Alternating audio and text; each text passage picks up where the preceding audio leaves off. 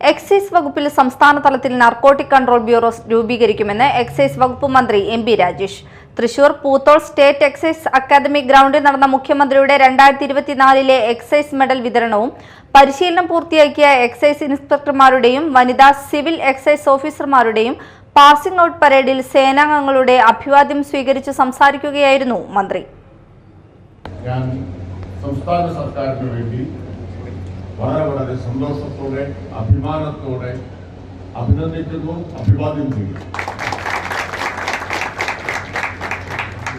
പ്രതിജ്ഞയെടുത്തുകൊണ്ട് excise സേനയുടെ ഭാഗമായ ഈ ദിവസം നിങ്ങൾ ഓരോ സേനാംഗങ്ങളുടെയും ജീവിതത്തിലെ ഏറ്റവും അവിസ്മരണീയമായ ഒരു ദിനമായിരിക്കുമെന്ന കാര്യത്തിൽ സംശയമില്ല.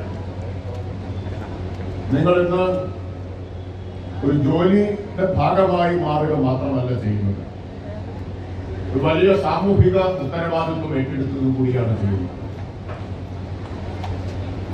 134 പേർ ഇന്ന് പുതുതായി എക്സൈസ് സേനയിലേക്ക് കടന്നു വരുമ്പോൾ അവരിൽ ഇവിടെ പറഞ്ഞതുപോലെ മിക്കവാറും എല്ലാവരും ഉന്നത വിദ്യാഭ്യാസ യോഗ്യതയുള്ളവരാണ്.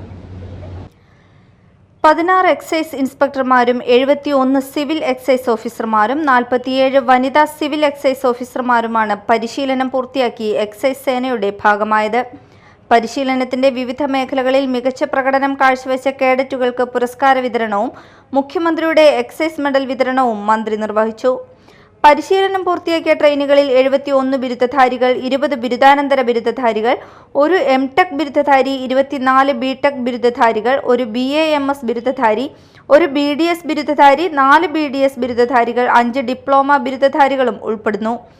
ആലപ്പുഴയിൽ നിന്നുള്ള സിവിൽ എക്സൈസ് ഓഫീസർ, വനിതാ സിവിൽ എക്സൈസ് ഓഫീസർ തസ്തികകളിൽ നിയമനം ലഭിച്ച ഒരു കുടുംബത്തിൽ നിന്നുള്ള M. അനന്തുവും സഹോദരിയായ M. അർച്ചനയും പാസിംഗ് ഔട്ട് പരേഡിൽ ഒരുമിച്ച് പങ്കെടുത്തതും കൗതുക കാഴ്ചയായി. ചടങ്ങിൽ excise commissioner M.R. Ajith Kumar, excise academy director T.M. Maju എന്നിവരും സല്യൂട്ട് സ്വീകരിച്ചു. Thrissur corporation mayor doctor Niji Justin, ജനപ്രതിനിധികൾ, പൗരപ്രമുഖർ, മറ്റു വകുപ്പുകളിലെയും എക്സൈസ് വകുപ്പിലെയും ഉന്നത ഉദ്യോഗസ്ഥർ തുടങ്ങിയവർ പങ്കെടുത്തു. Media time, Thrissur.